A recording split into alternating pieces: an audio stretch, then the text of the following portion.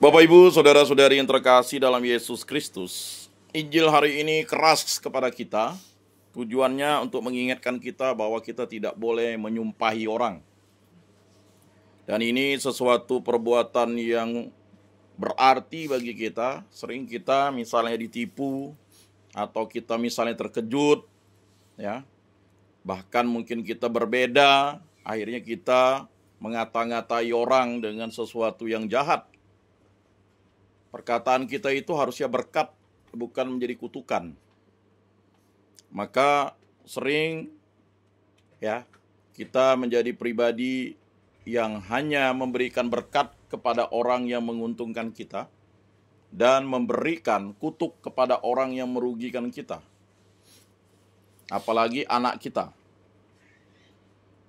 Orang yang paling dekat dengan kita atau istri kita, suami kita, sering kita kutuk supaya dia itu bertekuk lutut, padahal tidak boleh sebenarnya. Tapi itu karena mungkin prokem kita di sini ya. Di beberapa daerah itu prokem-prokem kalau mencarut itu udah dianggap biasa. Ya. Misalnya dari suatu daerah ya di kabupaten itu ada prokem yang agak aneh. Udah lama tidak ketemu. Hantu gak yang nangkap kamu katanya. Itu kan kalau kita pikir tuh apa ya? Nah, kalau Anda yang tidak ngerti itu nanti malah Anda bilang itu. Tapi itulah tadi. Mungkin saking dia rindunya dengan orang, jadi dia menganggap orang itu menghilang dan ditangkap hantu. Nah, itu filosofinya. Ya, atau misalnya kalau filosofi orang Bengkayang itu urek keramin, man kelaput. Jadi balik ke rumah, makan kelaput, tahu kelaput ya? Kelaput itu tuh yang untuk ya gosok itu tadi itu kan. Nah, jadi itu dia. Maksudnya tuh kalau udah merantau harusnya berhasil, bukan pulang ke rumah lalu bawa, ya kan? Bawa keturunan pula, ijazah nggak dibawa. Ya ini sering. Waktu saya di daerah tuh, saya kunjungan ke orang sakit, sampai bapaknya itu, aduh, ini gimana lah anak saya 2 hektar sawah, minta laptop, oke, minta motor, oke. Lalu lah, inilah katanya, 2 hektar digadai, tapi pulang hanya bawa suami dan anak, ijazah ndak ada. Nah, terkadang sampai marah. Junior-junior saya kan biasa mendampingi anak untan. Udah selesai kah? Abang nih nanya terus berkali-kali. Loh, kok kamu marah? Udah 7 tahun ya harus selesai begitu. Saya santai saja ngomong. Kok enggak kasihan gak dengan orang tuamu tuh? Ya kan?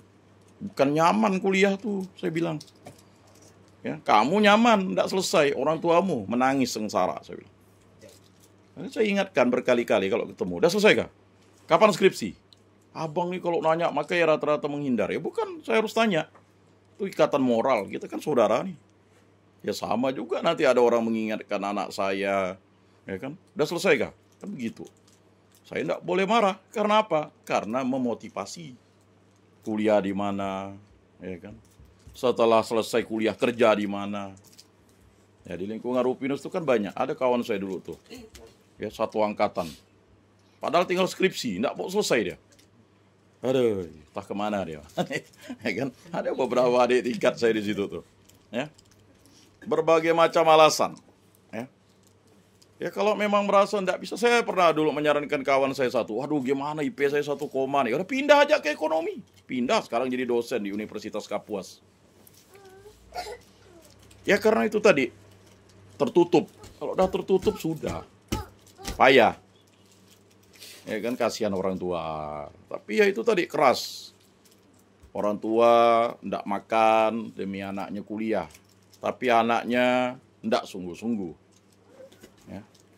Terkadang itu juga menjadi faktor kendala. Karena kita bukan ditanya berapa banyak mobil, berapa banyak motor. Sudah selesaikah anakmu kuliah? Kan begitu. Yang ditanya orang itu bukan tapi bos bapak saya lucu. Udah berapa mobilmu? Kan aneh. Baru kali itu bapak saya itu ketemu dengan bosnya, ditanya berapa ke mobilmu. Heran juga ya dia nanya mobil, Pak. Oh itu memotivasi bapak, berarti bapak tuh harus giat itu. Oh iyalah. Kan gitu. Ya tapi itu terkadang ada yang macam-macam lah pertanyaan itu ya. Nah, begitu juga Yesus memotivasi para muridnya. Ya. Barang siapa marah terhadap saudaranya harus dihukum. Jadi kalau kita marah dengan istri kita, marah dengan anak kita, marah dengan saudara kita, bahkan ya ada yang sampai tidak bertegur, ya, sampai udah meninggal pun tidak bertegur, sepupu sampai tidak bertegur gara-gara tanah, ya, nah itu bahaya, bahaya, bahaya, sampai tidak mau lihat, ya, bahaya.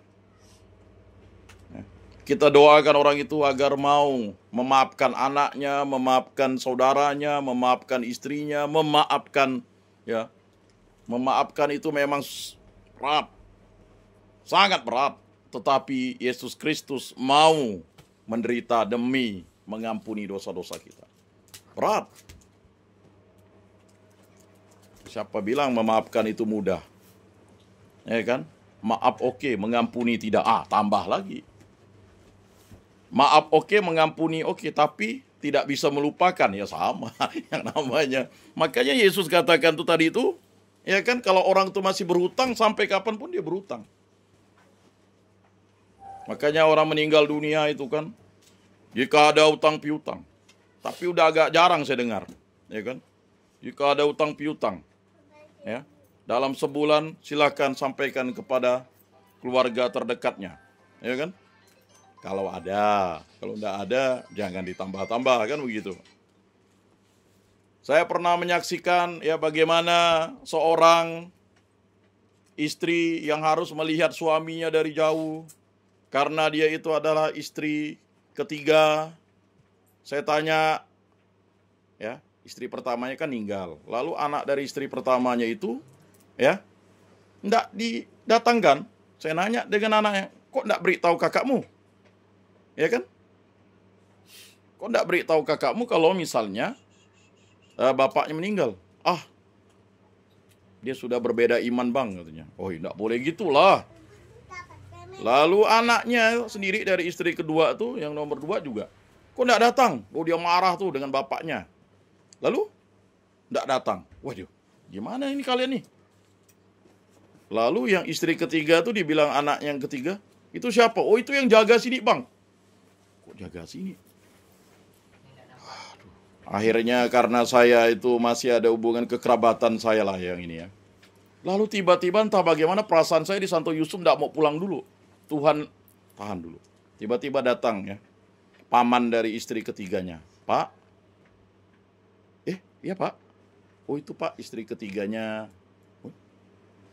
Saya pikir itu yang jaga pak, bukan. Bapak agamanya bukan Katolik ya? Katolik kami pak. Itu bapak udah dikasih sakramen minyak suci oleh istrinya yang, maksudnya minta pastor sana. Oh. Lalu akhirnya ya kami larang lah supaya tidak berantem di kuburan gitu. Oh. Kasihan kan? Anaknya yang dari istri ketiga itu hanya melihat pokok udah selesai orang pulang dia baru datang. Nah inilah jangan nakal.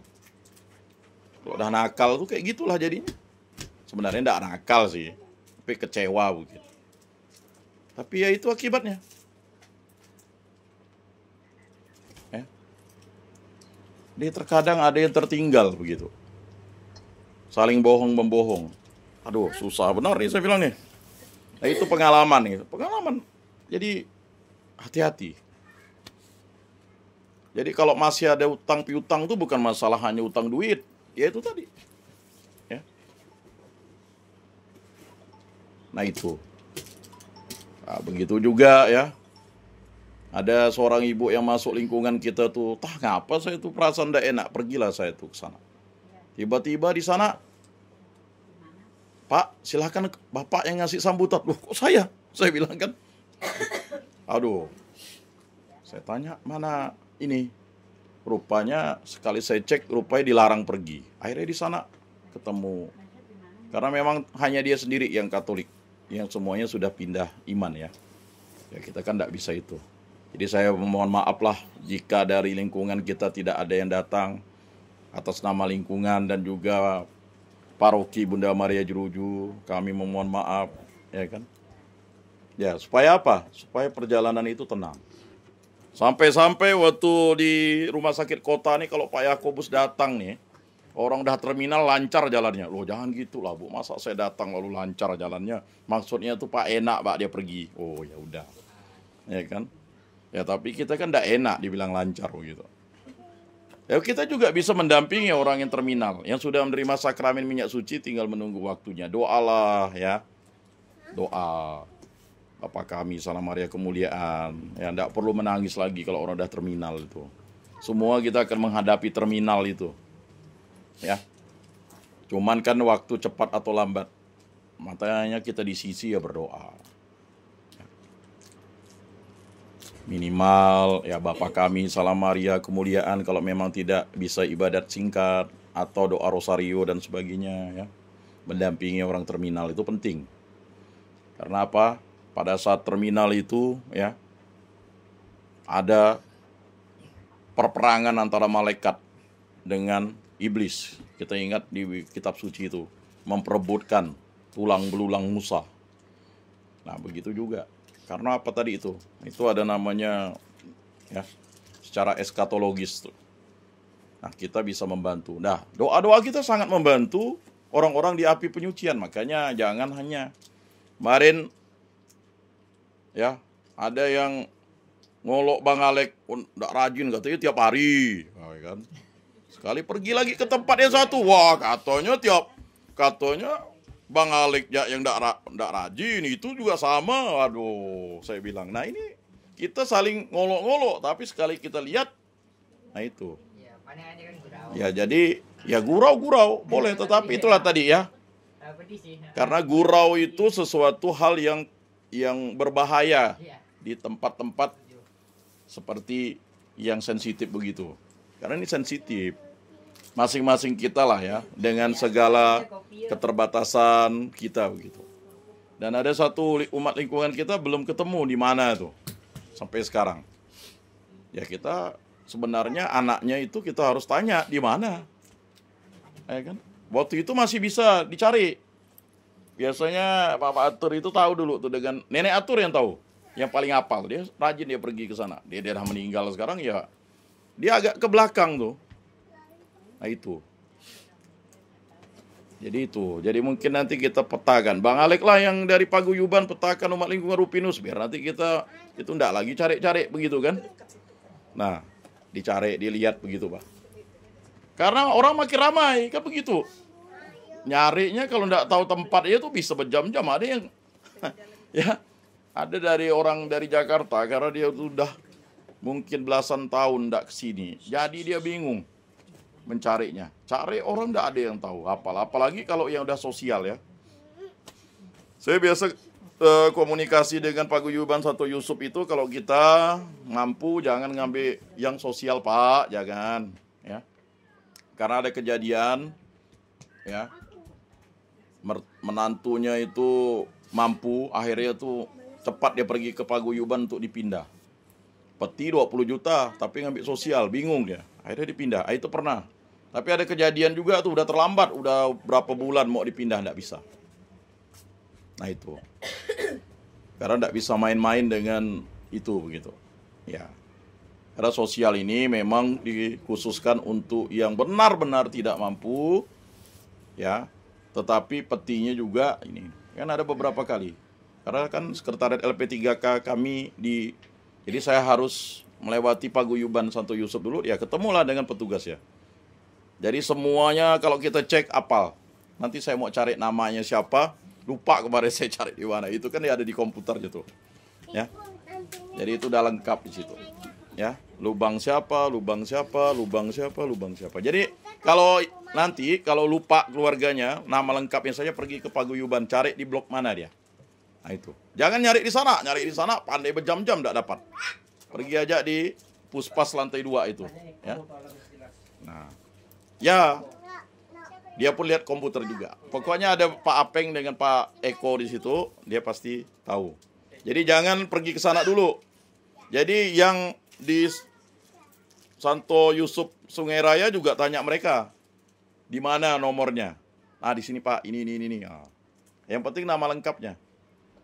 Kemudian juga yang di Santo Yusuf. Nah, kalau yang di sebelah ini udah itu mereka masih cari data di katedral. Katedral belum ngasih data. Jadi mereka ingin memetakan. Waktu itu katanya, ya itu dulu katedralnya, bukan paguyuban Air Hakim. Jadi ada katanya tahun 2000 berapa tuh dia udah sangat tua tuh, masih ada lubangnya di situ. Dan dia tahun 2022 2021 meninggal. Umurnya udah 90 lebih dah. Ya. Jadi mereka masih bisa dapat cari tempatnya. Nah, jadi itu kalau mau cari tempatnya ke Santo Yusuf tuh di Puspas lantai 2. Oh, ini namanya ini oh di sini. Oh ya, tahu. Apalagi kalau yang sosial. Karena dulu kalau enggak salah itu yang sosial itu kan enggak terlalu kuat. Dia bisa hilang namanya. Tapi di situ enggak akan hilang kok. Yang penting kita cari. Saya lupa juga kemarin kalau mau kunjungan situ cari umat ini. Oh ini Pak, ini Pak, ini. Nah, dan BMJ itu masuk di zona, selalu masuk 3 besar yang ya 3 besar ya yang masuk untuk sosial gitu. Persentasenya. Pernah lepas tahun 2020 berapa gitu. Tapi habis itu 2021, 2022 itu ya 3 besar yang masuk itu. Yang ngambil sosial. Ya. Ya enggak masalah juga kalau memang enggak mampu atau apa ya. Tapi benar-benar kita tanya. Jangan sampai kejadian yang seperti itu. Nah, ini persoalan ini yang sering terjadi. Mengapa Yesus mengingatkan kita barang siapa marah terhadap saudaranya harus dihukum. Dan bahkan kita tidak boleh mengatai saudara kita yang sudah dibaptis itu dengan kata-kata itu. Dan orang Yahudi dilarang untuk mengatakan kata kafir dan jahil kepada saudaranya. Nah itu. Jadi persoalannya di situ. Marilah kita saling mencintai karena Tuhan itu mencintai.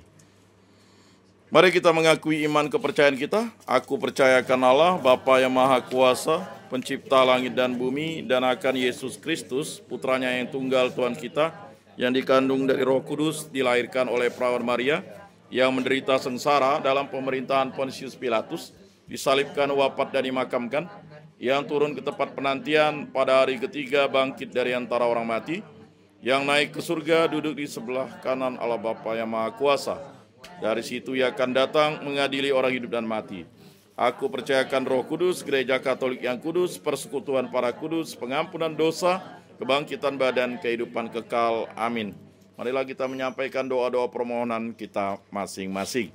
Untuk keluarga Bu Epa, berkatilah keluarga Bu Epa yang tinggal di sini, Bu Epa beserta dengan anak-anaknya dan juga kerabatnya. Kami mohon, kabulkanlah doa kami ya Tuhan. Bagi para umat lingkungan Santo Rupinus agar selalu hidup rukun, damai dan sejahtera. Kami mohon, kabulkanlah doa kami ya Tuhan. Bagi para remaja, orang muda kami dan juga anak-anak, semoga mereka selalu giat dalam kegiatan gereja, menjadi orang-orang yang selalu setia kepada Tuhan Yesus Kristus dalam gereja Katolik. Kami mohon, kabulkanlah doa kami ya Tuhan. Bagi kami para orang tua, berkatilah agar dapat mendidik anak-anak kami dan juga saudara-saudari kami di lingkungan Santo Rupinus ini agar selalu mau terlibat aktif dan juga mau berpendidikan yang tinggi. Kami mohon, kabulkanlah doa kami ya Tuhan. Bagi para lansia, berkatilah mereka, terutama mereka yang menderita sakit agar diberikan sukacita, dan juga bagi lansia yang masih segar bugar agar terus dapat melayani dan membantu keluarga masing-masing dalam setia kepada Yesus Kristus. Kami mohon, kabulkanlah doa kami ya Tuhan. Mari kita sampaikan doa permohonan kita dalam hati kita masing-masing.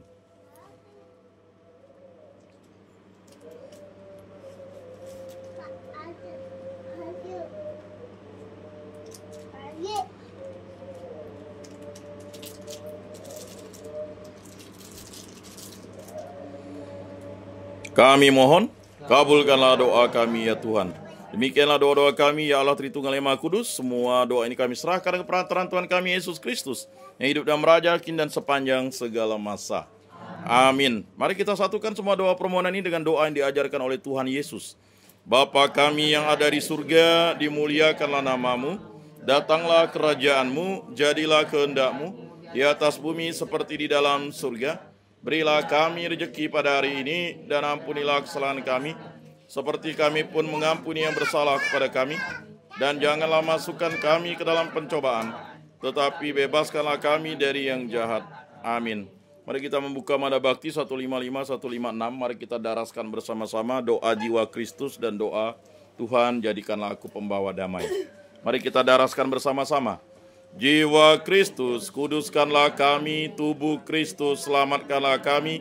Darah Kristus, sucikanlah kami. Air lambung Kristus, basuhlah kami.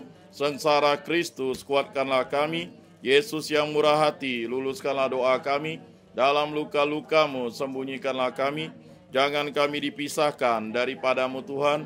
Terhadap seteru yang curang, lindungilah kami. Di waktu ajal, terimalah kami. Supaya bersama para kudus, kami memuji Engkau untuk selama-lamanya. Amin. Tuhan, jadikanlah aku pembawa damai. Bila terjadi kebencian, jadikanlah aku pembawa cita kasih. Bila terjadi penghinaan, jadikanlah aku pembawa pengampunan. Bila terjadi perselisihan, jadikanlah aku pembawa kerukunan.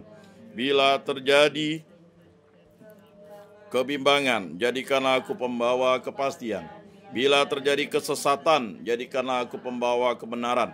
Bila terjadi kecemasan, jadikanlah aku pembawa harapan. Bila terjadi kesedihan, jadikanlah aku sumber kegembiraan. Bila terjadi kegelapan, jadikanlah aku pembawa terang. Tuhan, semoga aku lebih ingin menghibur daripada dihibur, memahami daripada dipahami, mencintai daripada dicintai. Sebab dengan memberi kami menerima, dengan mengampuni kami diampuni, dengan mati suci kami bangkit lagi untuk hidup selama-lamanya. Amin. Doa tahun jubilium. Mari kita daraskan bersama-sama. Bapa yang ada di surga, semoga iman yang telah Engkau anugerahkan kepada kami dalam Putra-Mu, Yesus Kristus, Saudara kami, dan nyala api cinta kasih yang dicurahkan ke dalam hati kami oleh Roh Kudus, membangkitkan pengharapan yang mulia akan kedatangan kerajaan-Mu di dalam diri kami. Semoga rahmat-Mu mengubah kami menjadi penabur-penabur yang gigih, akan benih-benih Injil yang menghidupkan umat manusia dan seluruh alam semesta dalam penantian yang penuh iman akan surga dan bumi baru. Ketika mengalahkan kekuatan jahat, kemuliaan-Mu akan dinyatakan untuk selama-lamanya. Semoga rahmat tahun jubilium ini menghidupkan kembali dalam diri kami para peziarah pengharapan, kerinduan akan harta surgawi, dan curahkanlah bagi seluruh dunia sukacita dan damai dari Sang Penebus kami. Bagi-Mu ya Allah yang Maha Kuasa, pujian dan kemuliaan sepanjang segala masa. Amin. Mari kita berdoa salam Maria. Salam Maria, penuh rahmat Tuhan sertamu. Terpujilah engkau di antara wanita, dan terpujilah buah tubuhmu Yesus. Santa Maria Bunda Allah, doakanlah kami yang berdosa ini, sekarang dan waktu kami mati. Amin. Kemuliaan kepada Bapa dan Putra dan Roh Kudus, seperti pada permulaan, sekarang, selalu, dan sepanjang segala abad. Amin. Terpujilah nama Tuhan Yesus, Bunda Maria, dan Santo Yosef, sekarang dan selama-lamanya. Ya Yesus yang baik, ampunilah dosa-dosa kami, selamatkanlah kami dari api neraka, dan hantarkanlah jiwa-jiwa ke dalam surga, terutama mereka yang sangat membutuhkan kerahiman-Mu. Amin. Moga-moga jiwa-jiwa orang beriman beristirahat dengan tentram karena kerahiman Tuhan. Amin. Pertolongan kita dalam nama Tuhan yang menjadikan langit dan bumi. Santa Maria Bunda Allah, doakanlah kami. Santo Yosef, doakanlah kami.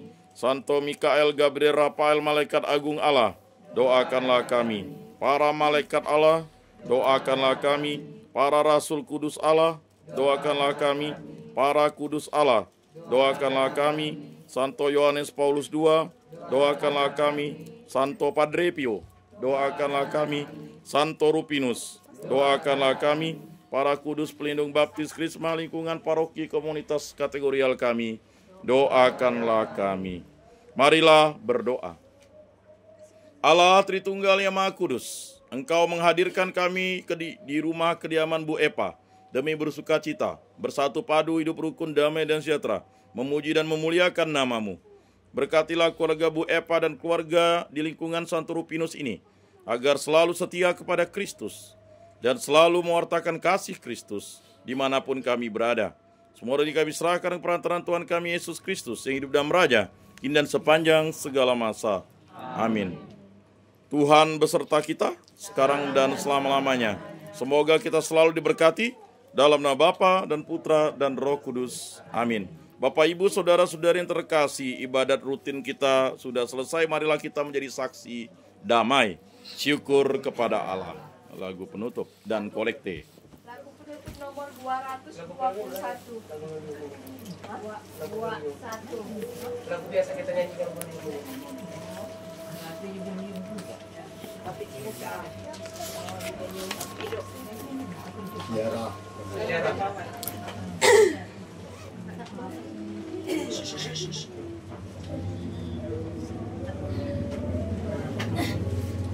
Satu, dua, tiga.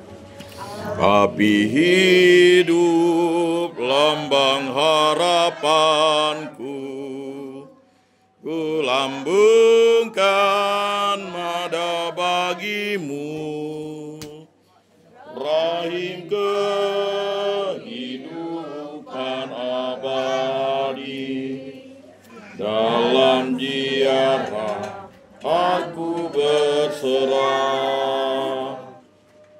Dia menguasakan dan bangsa dalam hidup dan cahaya, anak-anak yang tercerai berai dirangkul putramu terkasih. Api hidup lambang harapanku, ku lambungkan mada bagimu, rahim kehidupan abadi, dalam ziarah aku berserah. Allah Maha Kasih menjaga, terbit fajar penuh harapan, langit bumi diperbaharui, roh yang hidup menembus penghalang. Api hidup lambang harapanku, ku lambungkan mada bagimu, rahim kehidupan abadi, dalam ziarah aku berserah. Bangkitlah dan bergeraklah, sebab Tuhan kita telah datang. Putra Allah menjadi manusia, membuka jalan keselamatan. Api hidup lambang harapanku, ku lambungkan mada bagimu, rahim kehidupan abadi, dalam ziarah aku berserah. Salpi.